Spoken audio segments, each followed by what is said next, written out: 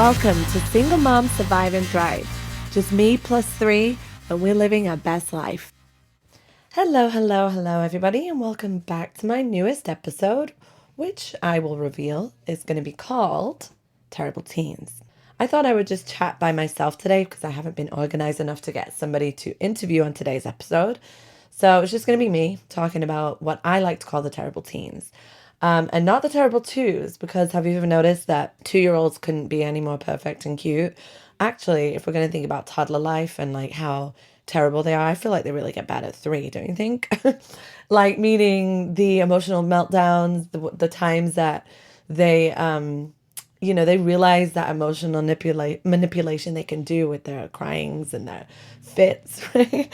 Their emotional outbursts. Like, before that, they're too young to realize that. They only cry when they are legit, like in pain or fall or hungry or something. But when they're 3, that's when they realize, wait a minute, if I throw myself down on the ground and scream, mom and dad will come running over to me and fix my issue and I'll get what I want. So my coworker at work always calls it the 3-nager. Well, I want to fast forward and let's talk about the terrible teenager.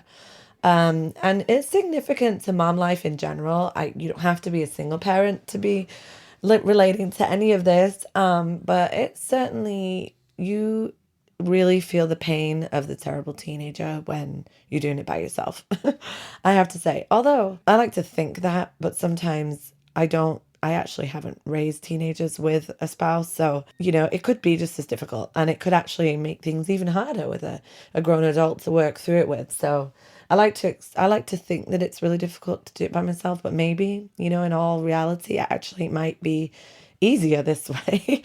I recently met a new single mom friend and we were talking about that, and we both agreed that, sometimes it's so much easier to do things by ourselves, right, than to have to account for a spouse's opinion or, have them chime in, or, there's benefits to both sides, right? You get the emotional support of walking through it with somebody else when you're married, or you also get the complete control of managing it by yourself when you're doing it by yourself. So whatever your situation is out there, whoever's listening, I'm sure one way or another you can relate. And honestly, it's probably going to be single parents and moms that are listening. So you're probably not in your heads like, yep, I actually find it much easier without my ex. Sorry, exes, but it's just sort of true. But let me just tell you, I like taking this back to my beginning, my 8-year journey of being a single parent. My very good friend, she's been sort of like a mentor to me throughout this process, because she's been a single mom her whole life, and her kid's now 25. So of course she's a pro. And so when she used to tell me, Jeanette, just wait till the teenagers, boy, I'd be like, yeah, okay, sure thing. I don't think it can get harder than right now. Kids being, not being able to be watched. I always need a babysitter. They're just so little. Well, let me tell you, Teenagerville, not fun. I have to say, this one's trying. And I honestly can say that I think, like, overall, I am quite blessed, quite lucky that my teenagers are not terrible, terrible, terrible. Like, not Dr. Philworthy, like having to go off to some troubled teen farm, whatever. Which, by the way, let me just tell you, if you hear the noise and the screaming in the background, oh yeah, that's my terrible teens out there in my house. I told them I was recording today, but do you think they care? No, of course not. So it really echoes the exact sentiment of what's going on in my world right now. It's like, if I want to go do a podcast quietly in my room and have you guys be quiet, because recording, mics pick up stuff. I don't have a studio, by the way, guys, so I go in my bedroom to do this. Of course, you'd think they would be like, got it, mom. Like, we hear you. Like, we'll go in the bedroom, we'll go outside, whatever. No, living room. Completely forget. Completely don't care. Typical. So I've just decided to not care today, and that way, if you guys hear any noise, screaming, you know what it is. And so, for those of you out there that have teenagers, raise your hands right now. And in your other hand, I want you to get a glass of wine, and I want you to look at it, and I want you to say, I deserve you because you helped me through this. We call this mom juice. Okay, so cheers to that. It is the holidays. We just got through Thanksgiving, so it's okay that I'm drinking wine.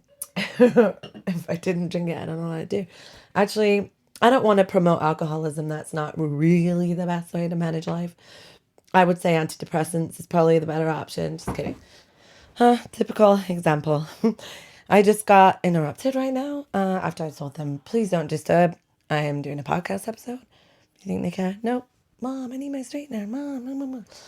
Anyway, I don't want to talk too much negativity about my children. I do love them. Don't get me wrong. I want to put that out there. I love my kids. I love my teenagers. But they really try me. I'm not going to lie. And there's a few reasons why. Maybe, a reason I'm talking about this today is not just to air my dirty laundry and get my stress out there, but it's to just kind of walk through with you ladies or gentlemen, whoever's listening, to walk through with you guys to like just kind of vent a little bit, right? Safe place to vent. I'm sure that you might be listening thinking, yeah, I feel the same way. I have a teenager and they drive me crazy. And it's true. It's like, I feel like I said about the three-nager, the 3-year-old, right? The terrible twos, but really it turns into threes when they're terrible.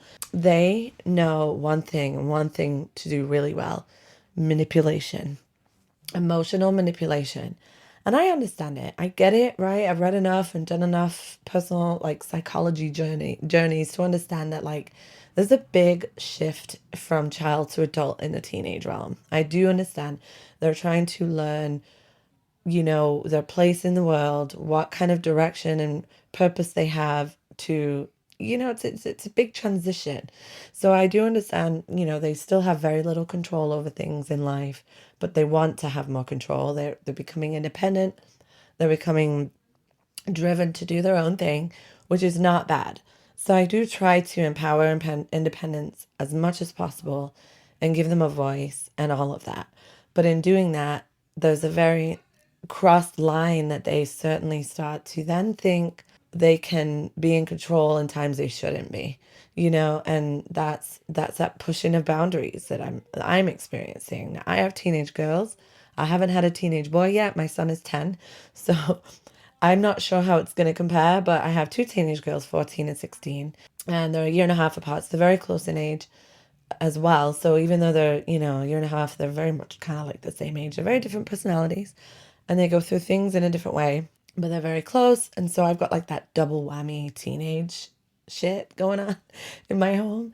And it's, catapulted by female hormones, I'm sure of it, amongst many things, emotional issues. I realize that I'm emotional. I mean, we're women, right? Those women that are listening, we're women. We're just naturally emotional creatures. We like to take things to extremes. We like to really think about things when we don't really need to think about them. We overthink things, right? I've been dating this guy, by the way, who I haven't talked to you guys in a while. He's a really great guy, and we've been really doing great. And so we just had a conversation yesterday because I was saying some stuff about, I don't know, I was going at him about something I'm not happy with. And he said this a few times. You're really in your head right now. You're like overthinking this stuff. Like let's just do and be, and let's not overthink. And I'm like, dude, if only you understood women. Like, your mind doesn't work like a woman's mind. When things are going well, and then we've got like intensifying feelings, which I've explained this to him, so it's kind of cool that I can do that. When our feelings get deeper and intensified, our thoughts start going all over the place and our emotions get triggered, and we start to overthink and we start to really analyze, and that's just how a woman's mind works. So you take that mindset of a woman, which now at 42, I know a bit more about that. I know how to work through it. I understand it. But you take that in a very young state, like 14 and 16, and you've got Clash City, right? So, my oldest just got her car and her driving license, so I'm very happy about that. So like I said, I've really been a big fan of empowering independence. She's very, very helpful for me. I'm so grateful of it. So I'm at that stage where I'm like breathing, like, finally I can get some help in a way. I sort of have like a mini adult in my home. She can pick up my son after school. She can go to the store for me sometimes. Like, there's some independence in her and in them that I've been craving for a while, because it's really hard doing it by yourself, right? You're always having to take one kid somewhere to school. You're just basically doing everything. And the older they get, the more demanding they are. Like, oh, can I go to my friend's house? Oh, can I go here? Go to school. I have 3 kids in 3 different schools, so that was hectic. It's always been hectic. Like, it's just, even if they're all in one place, it's still hectic. Like, I remember getting them out the house, lunch is packed, all of them dressed. Like, there was a time when they all couldn't dress themselves, right? So I had to make sure they all were dressed and washed and brushed teeth. And so now it's like they're independent enough, like they pick out their own clothes, wash their own hair and teeth, and so there are stages that even when they're independent in that way. Like they get up and make their own breakfast and get dressed, but I still have to get them to three freaking different schools. So there's still these newer challenges that come up. Two girls are in two different high schools. My son's in a elementary. I mean, it's just like if it's not one challenge, it's there, it's another. But besides that point, I know that you take that independence that you're instilling in your kids, your girls, teenagers, and then they start to grow this sense of like, oh, I'm an adult now. Okay, I could start talking to you in a way that you're more on my equal. I could start pushing back and saying like, no, I don't want to do that. Or I could start this, I could start challenging your boundaries, challenging your rules. Furthermore, I'm going to manipulate a place of you that I know I can, which is, let's say for me, it's kindness, it's giving. I'm a very giving, kind person. I'm very proud of that. I take after my parents in that, and I'm happy and blessed to be kind and giving to my kids. I think there's always a balance, though, right? You don't want to raise spoiled brats. So I feel like I'm replicating what my parents did with me quite well in instilling a very responsibility driven reward system. So, they understand that they get pretty much anything they want these days, but it comes with a price of chores, responsibilities that you have to meet, schooling and all of that stuff. And there is no question about it. So that's just sort of like a life lesson. Like you just don't get things for free, You have to work for it. So anyway, I think I've been doing over the years pretty good about that and really instilling that in them. And the girls have done really well about being responsible enough to not really fight me too much on that. So I can't really complain in a sense. I've heard of a lot of worse rebellious teens out there that just refuse to do anything around the house and become very belligerent and very rude and disrespectful. Like my kids would never cuss me out or any of that. I just feel like for me, it's like I've been able to be quite successful in instilling this like authoritative hierarchy. And the girls are starting to challenge that more, especially my oldest, which is pushing on my buttons of frustration. That is testing my patience, testing my irritability levels. And, frankly, I can be a bitch and towards them when they've been pushing my buttons. And I know that's not really fair. Yes, not yesterday, a couple of days ago, we got into a fight about something. And I walked away from the fight without getting too mean. Because when I'm really angry, like any human, I can lash out. And when I finally walked away from this sort of argument we got into, which again, I'm not going to spend too much time arguing with a teenager because I'm the adult. But still walked away and just felt these emotions of frustration and anger brewing. I wanted so badly to act on that. I wanted to go out there and tell my daughter that she should go live with her grandma. I wanted to kick her out. Like, I wanted to be really bad, a bad parent. I was fighting that urge so badly.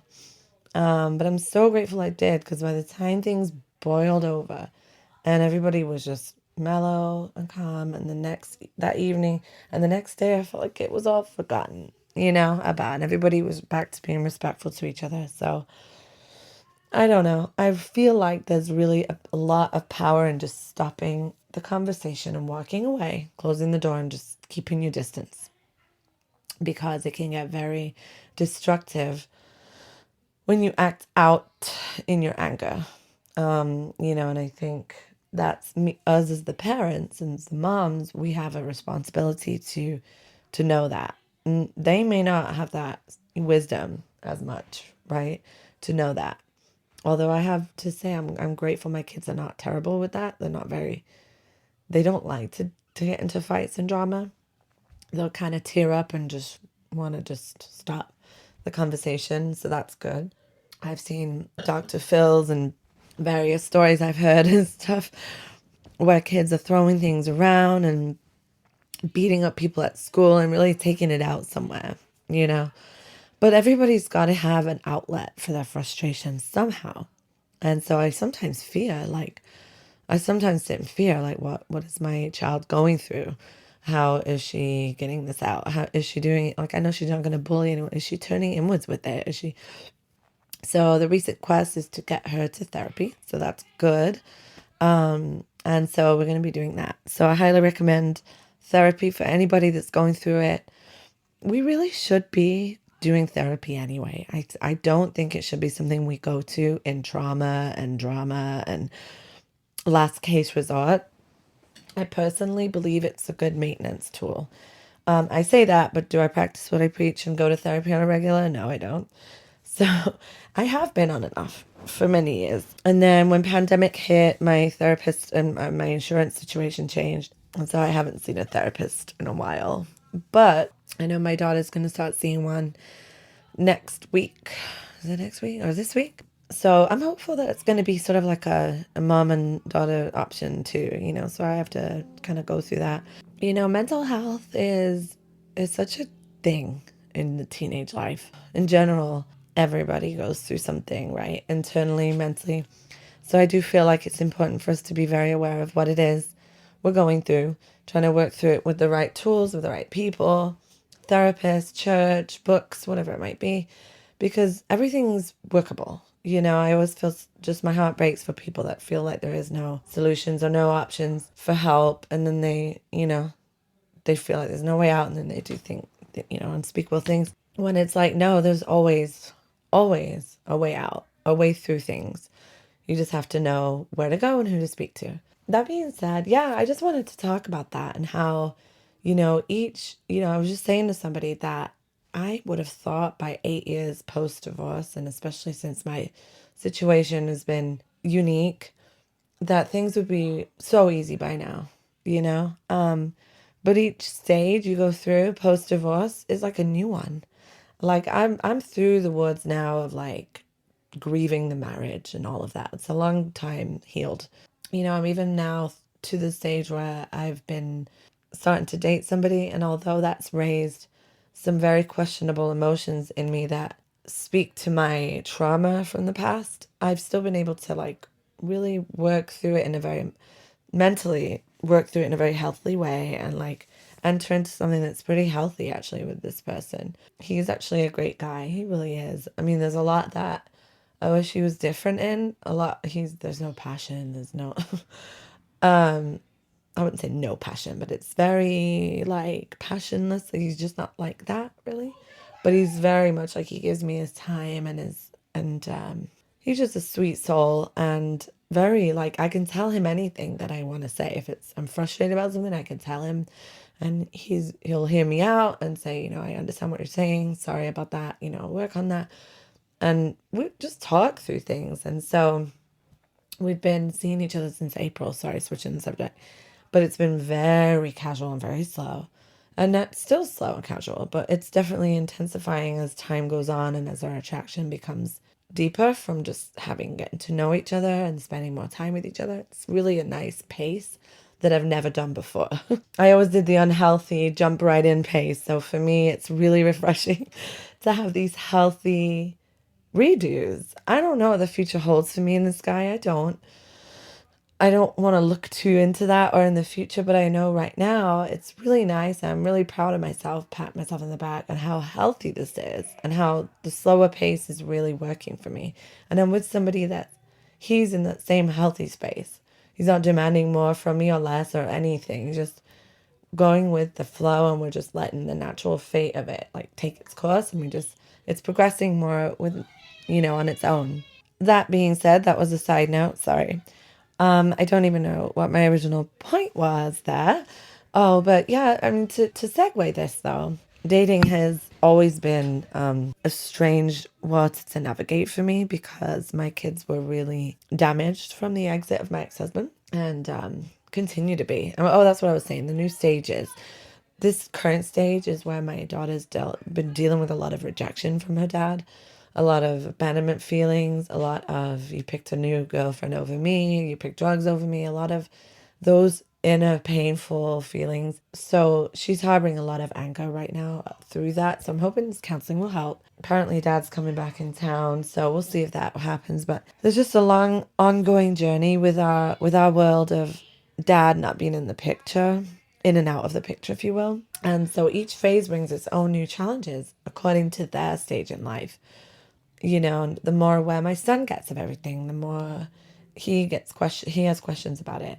He's just recently diagnosed on the spectrum, so, which I've always known, but like he processes things in a lot more of a two-dimensional way, so he doesn't really usually have many thoughts about it, but I know he feels and has thoughts. He just doesn't communicate them well, but each stage as they get older, they get more aware of the situation and can kind of enter into a new stage of grief. My daughter's 16 and we left when she was 8, so half her life she lived with him and half she hasn't. My son is known like no other way, really. He was barely 2 when we left. So, I have to always remember for her, like, she still grieves like a past part of her life, the first half of her life that was blissful in her eyes. And that's how many kids feel when they have a home with 2 parents. And it's a great, beautiful home life. And then all of a sudden it's ripped apart. And there's like no dad and no, I have to like give her credit for being so strong to this point. She's been such a trooper, so positive, so full of happiness and light over the years, and done well in school. And then I think finally it's really, the heaviness of it is really coming, she's coming to terms with it a little bit more. She's seeing it more. And at her age, like as she's moving into adult mentalities, I'm sure she's thinking, wow, what a painful existence sometimes. What a painful man he's been. What a horrible piece of my life that I don't like to look at. Sometimes it's been sneaking in. She's not been talking to her dad for over a year now. She refuses to talk to him even though, I've been reaching out to him, like telling him that she really needs him more than ever to put forth some effort. So we'll see what he does. He's supposedly moving back to California. He just moved out of state over a year ago. So anyway, long story short, like, through this journey of this podcast that I started, like their dad's been a little bit up and down, in and out. So you guys have heard of quite a few, seasons.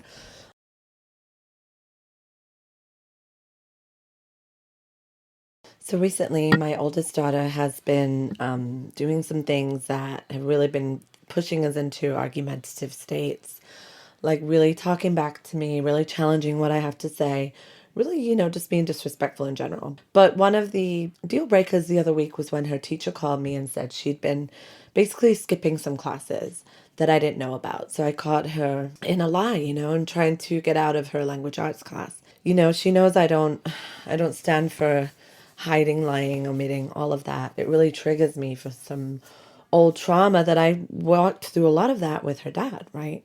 And so one of the things that, we had a huge fight and I went off at her and everything. And she ended up bursting into tears and saying she's really struggling about, the whole thing with her dad. She misses her dad, but she hates him and everything like that. And there was another argument we had that I blew up and said she reminded me of her dad, which was a really low blow. But this whole dad thing has been, the reason was, by the way, that I brought that up is because she was doing that manipulative stuff to get what she want out of me and taking advantage of my kindness, which is the abuse that I endured for many years from my ex. I mean, that's an addict all the way through. So I know that's very teenage typical. However, it's really a sensitive spot for me because I spent many years fighting to heal from that. So it triggers something and it pushes an old wound of mine that I couldn't help but throw out in an argument that, don't, you're that's similar to your dad's behaviors. And that really hurt her. So there's just been a lot of things that have come up in her teen stage right now that's like being triggered from her dad, the hatred for her dad, the resentment for her dad. It spills out into many things, into her schooling, into my, like, resentment towards me. I've been dating this guy and she's not warm and welcoming to him, which I don't expect it to be really warm and welcoming, but she's like the opposite. She's like cold and like doesn't make him feel welcome at all, and always has snidey comments to make to me behind, when he's not around, like, oh, he's always over here. And I'm very respectful of their space. I don't, bring him over that much. He doesn't, try to be all up in their space. It's still very casual and just like a friend, if you will. But she has something to say about it always. And I feel like it just stems from that anger towards her dad and the bitterness she just harbors. So I just realized that, a lot of this stuff is still very much in the surface for her. Even though, like I said, it's been 8 years since I've divorced. I wish that some of this was behind us already. But I realized that in their teen years, she's really starting to process this and internalize it. I'm sure she's trying to feel like I'm sure she actually feels a lot of, not blame, but I don't know. I mean, when she was a kid, she just had to walk through it and just get through it and accept it. And now she's really emotionally processing it. And I feel like she's within her right to have anger and pain. And I stand with her in that. And I told her dad a while back, I'm not going to talk to him because I want to stand with her. But, as time goes on, I realize how much that resentment is festering in her, and it's spilling out into her behavior towards me and other people. And it's really trying me. And like I said, this is why I say the terrible teens. It's like, you know, part of me thinks, even if it wasn't her dad and that whole situation with him being in and out of her life and having caused the trauma in her that he did, it'd probably be something else because it's still teenageville. And that's what I often think is like, don't sit in this, wallow in the sorrow of, oh, you just messed up their life with this, situation you raised them in. And I try really hard not to take any blame because at the end of the day, it could be that, it could be something else. It could have been anything that they've had to walk through. So I really hope that one day throughout her growth and well, all my kids, that they'll learn to realize that you're not a victim in this. You are just, this is your situation and this is the unfortunate thing that happened that you had to deal with as a child. Not everybody has to deal with that, but some people with homes with two parents, they all have to deal with something. Anyway, so basically I've come to this conclusion that all we can do is take each situation at a time when it comes up individually as it is, this situation, this phase, this season, and just walk through it day by day and just know, I tell myself, just know that tomorrow it'll be different. Tomorrow will be a new day. And there's so much power and truth in that. Like sometimes you feel in that moment, like it's so bad and it's so dark that it's going to continue to tomorrow. And it's just such a bigger issue than it really is. When really the fights, the arguments are part of normal life, normal growth through, learning how to cope with things. And the next day might just be a whole different kind of day. The arguments would be done, the sun is out, everything's good, and you'll have good days and bad days. And I'm trying to make sure I don't blow some of this out into a bigger proportion that it needs to be by being dramatic or acting on some of my emotions, saying things like doing. Sometimes I sit and I think, gosh, I'd like to send her away to a troubled teen camp, but like she's not that troubled. It's not that bad. I'm just being a little extra. But for me, sometimes it just becomes so overwhelming and so hard. And I try to cope with it in the most healthy ways. I know I joke about drinking and wine and stuff. I really do try to maintain a healthy balance with that. I like to drink wine, but I also really like to work out. I like to eat healthy. I like to have a balanced life, good sleep, not, a good amount of social time, not too much social time. Just balance the life of work and fun and home life and family and stress and happiness and joy all together with just equal amounts of balance, right? Because sometimes it's like one day you just think it'll be awful and hopeless, and the next day it's great. So I have to be grateful, I have to be thankful. My kids are healthy, I'm healthy, we're healthy. Ultimately, that's what matters. It's just sometimes this teen life really gets to me. And, those of you out there with teenagers, I'm sure you're like, hell yeah, amen on that. And terrible teens is a thing, guys. It really is. And I feel like all of us together who are going through this teenageville on our own, especially, just let's keep going. And just know, my friend always says, just when they're about 21, you guys will be best friends. So we have a few years yet. Got to get them through high school. Got to get them to college and stuff. And then when they're in their 20s, it'll be better. It's just a trying time for sure. So anyway, that's all I have. I hope all of you had a lovely Thanksgiving and got through the holidays well. And if anybody has anything they want to drop me a line or a comment about today's episode, if you guys are going through it too with your teenagers, I want to hear your story. I love it when you guys message me. You can get to me on my Facebook at Single Mom Survive and Thrive. Also Instagram at Single Mom Survive and Thrive. And you can always shoot me a message. Always looking for people to chat with too on the podcast. So please feel free to let me know if you're interested in doing that. But it's just nice to be able to hear from some of you moms out there about what you're walking through and how if anything is helping you, or for me, this helps me just to be able to do this and then just get it all off my chest and talk to other moms sometimes and just really know that out there someone's listening who's going through exactly what I'm going through. And you get it, and I get it. And we come together as moms together so we can survive and thrive. Woohoo! Cheers to that, ladies. You have a great one.